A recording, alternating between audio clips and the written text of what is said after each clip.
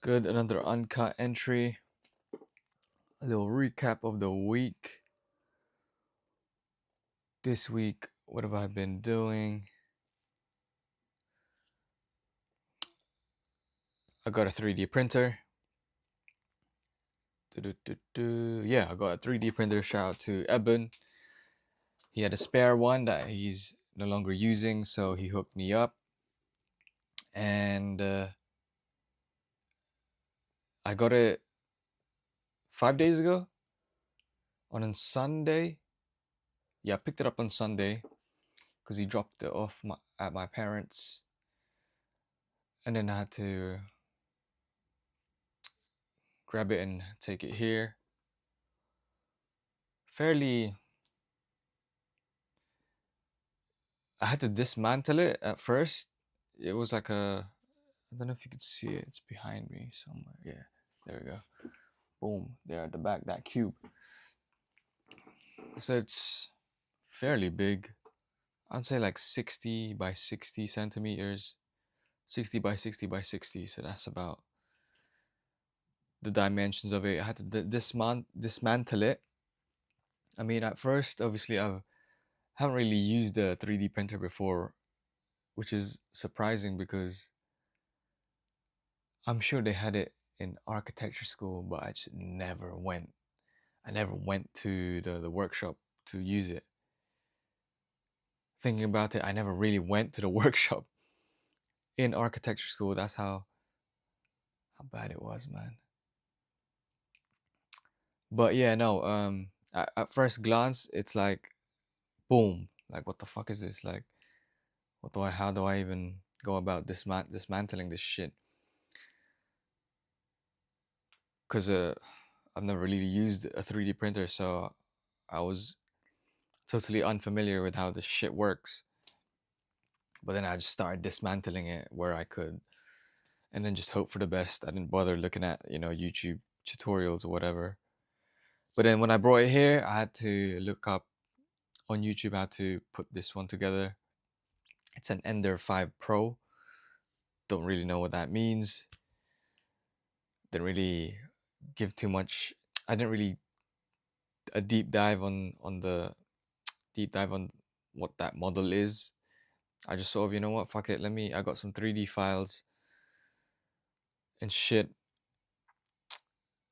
Not 3D files. I did have 3D files. Basically, I just had a bunch of backlog that I designed throughout the years of building, my brand.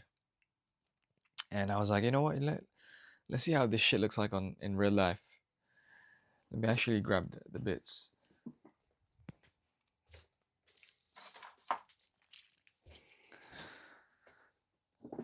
But yeah, no, obviously I don't really know how to set up the bits, so I had to like chat GPT it, go on YouTube, watch a bit of tutorials. But then it didn't really take too long to familiarize myself because I've been doing 3D modeling for a while. So, and this one is just learning another software really, and then it's not too much of a learning curve using it in terms of like putting a 3D model and converting it into an STL file or even like a G code for the printer to read and then 3D print out. The hard part is setting up the actual or calibrating the actual printer so that it can print the shit you want nicely. Because luckily for me, it didn't take too long to calibrate the bits. Oh, to get a hang of calibrating the bits. It took long because you have to. There's a plate in which these 3D the things that you want to 3D print sits on, and it's a moving plate. It moves on the z-axis, so it goes up and down. And that's only supported on like one side. And then Basically, you have to adjust. There's these knobs at the bottom where you have to adjust, and it sort of levels the plate, you know, and you have to get it as flat as you can, so that when the nozzle, there's a nozzle, and that nozzle gets heated up, and I have mine set to like 205 degrees Celsius, so it gets very hot, and that's when it melts the PLA. So that's the filament, what the thing is printed out of. I don't even know what PLA stands for. I just know it's a plastic. I didn't really do my research on it yet. I just sort of wanted to just dive right into it and start printing shit. And at first, to calibrate it, I just did like a basic 3D print of a cube with the PoG acronym logo. This is very one of yeah. This is the first, if you could see it. So this is one of the first test print. It came out terrible because all the detailing's messed up. Obviously, I was just playing around with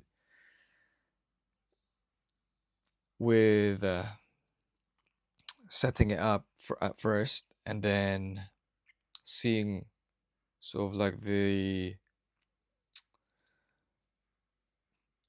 tolerances of the 3D printer. So obviously at this scale, this is a 2 by 2 centimeter cube. So at this scale, the PoG acronym logo is no good. Well, at least when it's 3D printed on the side, it's no good. But then I did it again, but this time I printed it on the top and the bottom. I mean, it's a lot cleaner. Came out a lot cleaner. But still, at that scale, it didn't capture all of the details. So I was like, you know what? Okay, cool. Kind of sort of got a hang of what I need to do. So I continued to just play around with the scale again. And this is what I think this might be like 5 by 5, like in terms of its scale, 5 by 5 centimeters. So this is a PoG acronym. At this scale, it captures all the detail nicely. If you can see, you got the K2G emblem there, and then the P and the O and the G.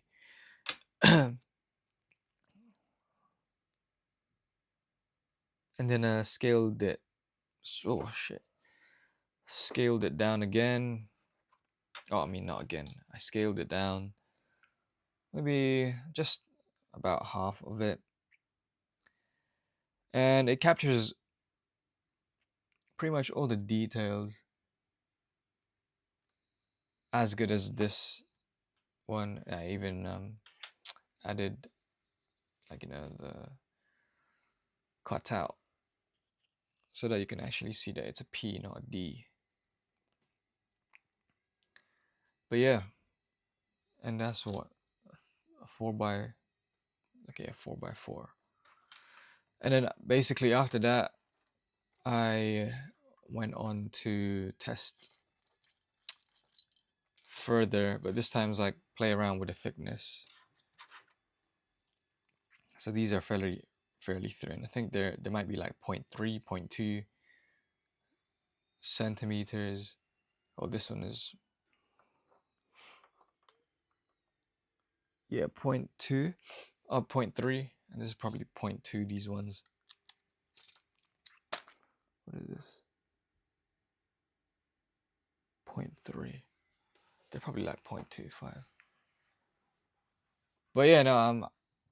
So these are some of emblems that I designed for my previous brand, which I'm adopting into my current brand now. The Quadruple G's. Boom. Came out sick, man. Honestly, I was like, oh man. To be fair, I designed I designed this zipper thing, zipper detail, and it's supposed to look like this. Boom. Obviously not this scale, but you get the gist. The quadruple G's, great, greater, greatest, greatness. That's what it stands for.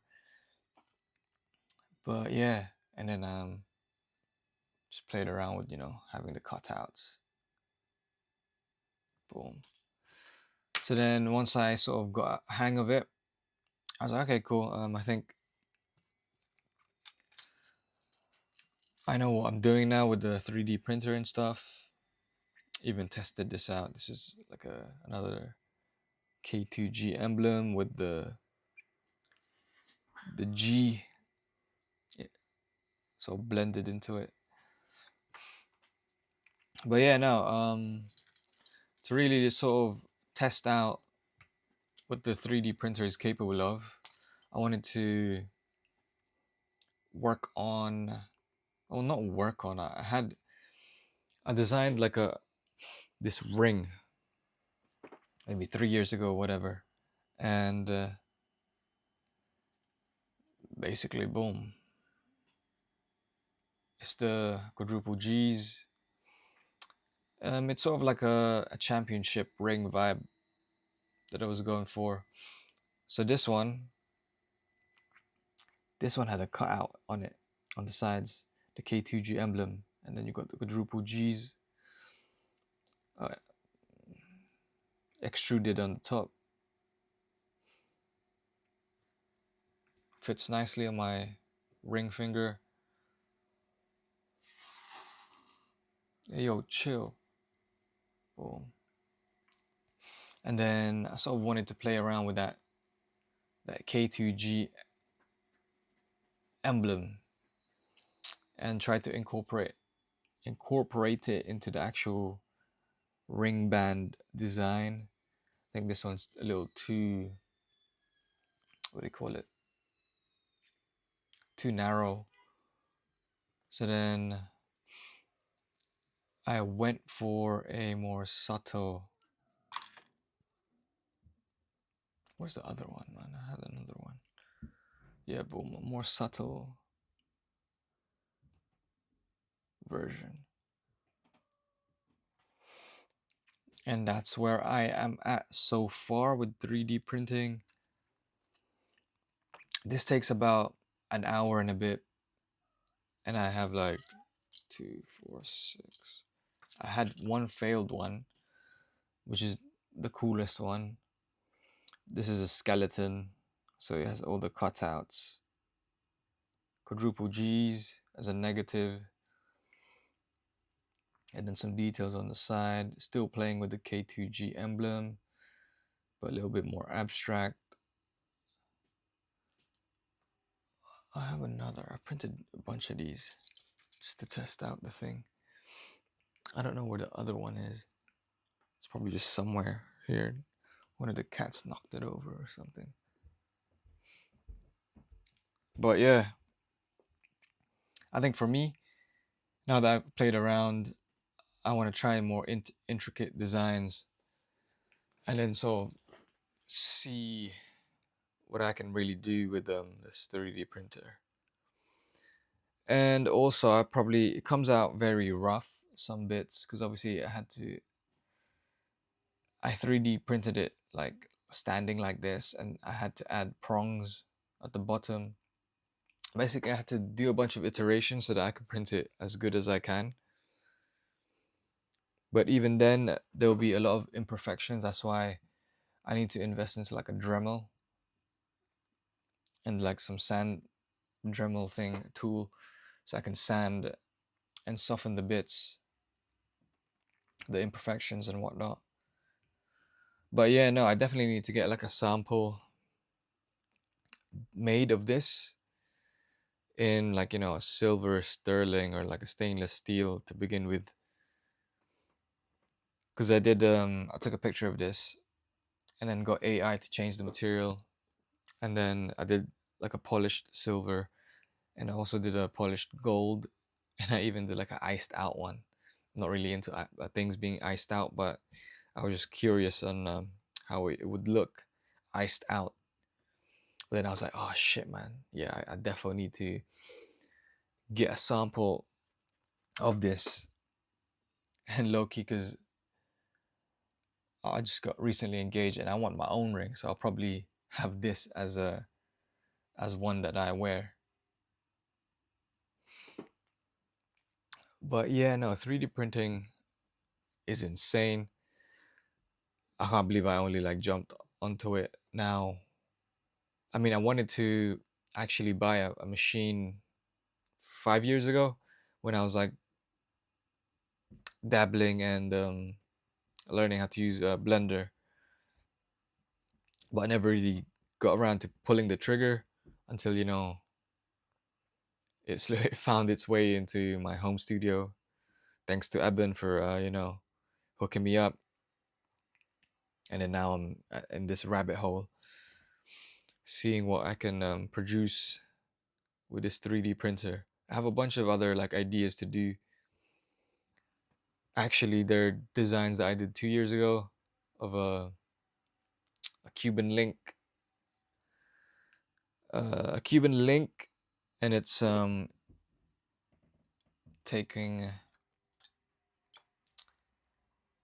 like a play on the K2G emblem. So it's shaped sort of like this, and it's a Cuban link. So I'll see if I can 3D print that, and then it'll be like interlocking, and then it'll be actually like a wearable thing. So that'll be interesting. And what else? But yeah, no, having a 3D printer and being, how do you say it? Being able, knowing how to 3D model really helps to rapid prototype and just get ideas done. Obviously, I would initially start with sketches, and then I would move on to modeling it in 3D, and then from modeling it in 3D, 3D printing it, because I'm telling you now, modeling on CAD on a screen and not seeing scale is very different from 3D printing it and then being able to wear it and then see the actual scale. Because obviously, I want to design wearable products like rings, accessories, and whatnot. And then that's when scale comes into play. So I had to measure my ring finger circumference. To be fair, I didn't even get it right on the first try. It was a bit loose. See? And then tweaked it a bit. Boom. Now it's, fits nice. And it's just one of those things that you really need to work with tangible products to really understand scale. And that's the same with designing clothing. Like designing on a screen is cool and all, but then what you're designing on the screen is very different from once you have the design at hand and then you actually see the scale. Sometimes it doesn't translate well, so then you have to make the changes, develop it further, make the iterations. And I would say that's one of the things that architecture architecture school teaches you, so for you to understand scale.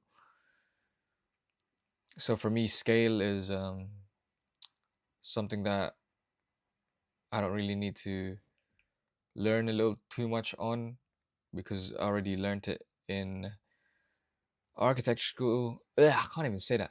Architecture school, so I have a good grasp of scale. And I think most people who jump into design or just creating anything, they don't understand scale. So they would have to learn it the hard way and, iterate. But that's the thing with having the architectural background. It's so good. That's the thing about architecture school, having an architecture background, is you understand scale, materiality, and all of these things, which is very transferable skills, as I've found out firsthand, pivoting from architecture to fashion and doing all these design shit, for my brand. But yeah, what else? So that's that. I've also been, I don't know if I think I did mention it. I've continued building the PoG AI system, and I've gotten to the point where the infrastructure is there, and all I need to do is provide sort of case studies and examples. So, for example, I want to automate creating tech packs. So, I've created tech packs before, and to a certain level of detail. So now all I have to do is provide examples of those, one or two. Better if I can do 10. The more the better, so that I can understand how things are and how you lay out things, how things are on the page in relation to the other things that are on the page. And those are the things I'm trying to automate within the system, the infrastructure that I'm building on VS Code using Codex. And actually, I haven't worked on it in a couple of days because I've been sucked in the rabbit hole of 3D printing. Basically, the way I'm coming up with ideas and stuff, I'm also trying to create a system where the AI, when I have an idea, I made a sketch, I did a 3D print, I'd provide images or pictures of this or 3D files, and then provide a system where it will, like a naming system that will sort the ideas, and then the AI will be able to sort of understand what it is because there's a system in place. So, for example, having a naming system, so that from the name alone, the AI will understand what the file is, and then obviously when the file is opened, AI will be able to understand what it is also. But in terms of quickness, the naming system is one of those things where the AI will be able to pick it up quick. And then also there's other layers within the system where you attach a README file, or there's a log saying what this file is and where it can be found, what's in it, and whatnot. And it basically communicates with one another to the point where I'll be able to, talk to it, and then it would pull out these ideas or development ideas or concept ideas that I've done throughout throughout the time, and then it'll be able to be like, oh yeah, you've done this um, a while ago, but then you've decided that this doesn't really work, so we'll stay away from doing that. Basically, that's sort of like where I'm trying to go with what I'm building with the AI bits with my fashion brand. So automating the concept pipeline, the workflow, design, basically everything, just so that I can do more, you know. No, she's in heat, so she's very vocal. But yeah, I think that's pretty much it so far. I also worked on a sample to then sample of the Forge denim vest, but then I subtracted some features, so I removed the pockets. So I'm basically putting into practice the sort of the signatures of a PoG. Basically, the other week, I don't know how many,